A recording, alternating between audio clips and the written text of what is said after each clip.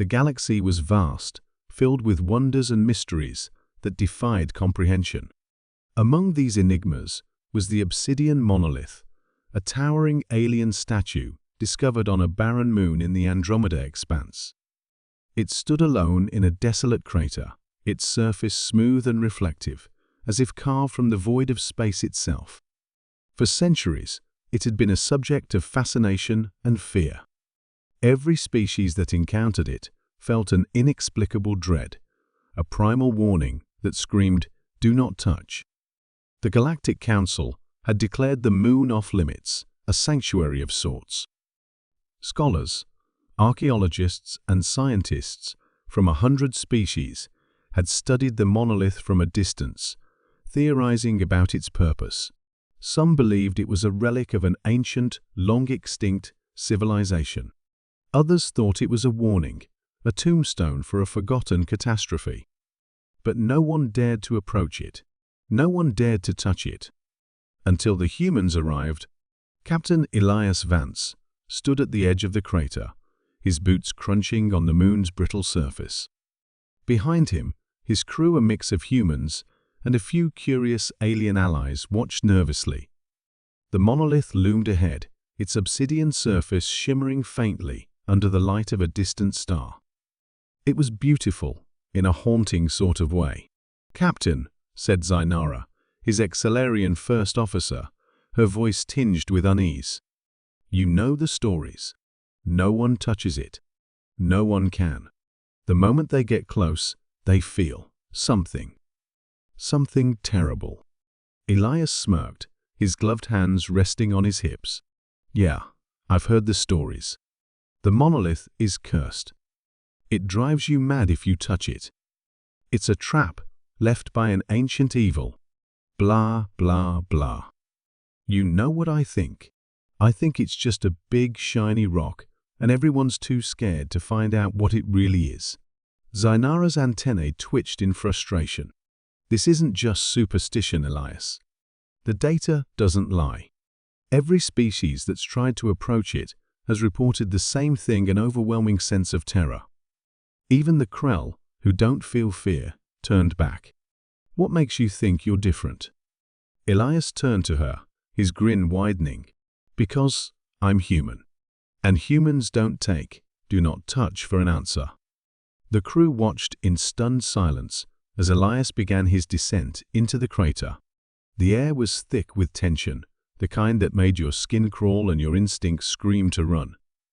Even the humans among the crew felt it, a deep, gnawing fear that grew with every step Elias took toward the monolith. But Elias pressed on, his determination unwavering. As he drew closer, the fear intensified. It wasn't just a feeling anymore, it was a physical force, pressing down on him like a weight. His heart raced, his breath came in short gasps, and his mind flooded with images of death, despair, and destruction. He saw civilizations crumbling, stars going dark, and the galaxy consumed by an endless void. It was as if the monolith was showing him the fate of all who dared defy it. But Elias didn't stop. He couldn't. There was something about the monolith that called to him, something beyond the fear. It was a challenge, a test. And Elias Vance wasn't one to back down from a challenge. When he finally reached the monolith, the fear was almost unbearable. His hands trembled as he reached out, his gloved fingers inches from the obsidian surface. The crew held their breath, watching in horrified fascination. No one had ever gotten this close. No one had ever dared. And then he touched it. For a moment, nothing happened. The fear vanished, replaced by an eerie calm. The monolith's surface rippled like liquid, and a low hum filled the air. Elias felt a surge of energy course through him, a connection to something vast and ancient.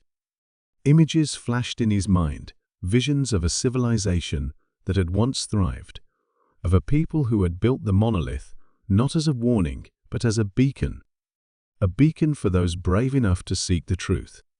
The monolith began to glow, its light spreading outward in waves. The crew shielded their eyes as the light enveloped them, and for a moment They were weightless, suspended in a sea of stars. Then, as quickly as it had begun, the light faded, and the monolith fell silent. Elias stumbled back, his legs weak. The crew rushed to his side, their fear replaced by awe. Zainara was the first to speak. What happened? What did you see? Elias looked at her, his eyes wide with wonder. It wasn't a warning, he said, his voice trembling. It was a test. A test to see if anyone was brave enough to face their fears. And we passed. The crew stared at the monolith, its surface now dull and lifeless. But they knew something had changed. The galaxy would never be the same. As they made their way back to the ship, Elias couldn't help but smile. The humans had done it again. They had touched the untouchable, defied the impossible, and unlocked a secret that had been hidden for millennia. And in doing so, they had proven once more why humanity was the most fearless species in the galaxy. Because when no species dared touch the alien statue, the human did.